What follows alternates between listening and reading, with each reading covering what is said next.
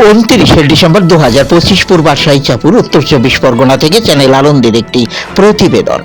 পূর্বাশাই চাপুর শ্রী শ্রী রাধা গোবিন্দ মন্দিরে অনুষ্ঠিত হল প্রতি বছরের ন্যায় চলতি বছরেও শ্রীকৃষ্ণের বন মহোৎসব বা বনভোজন।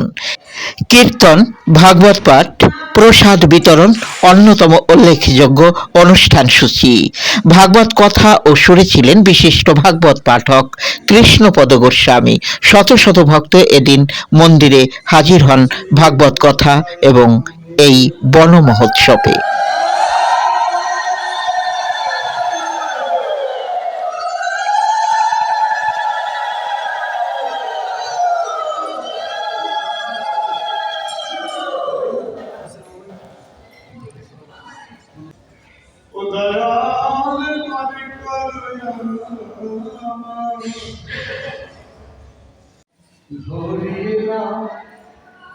মন তোমার বাকিটা জীবন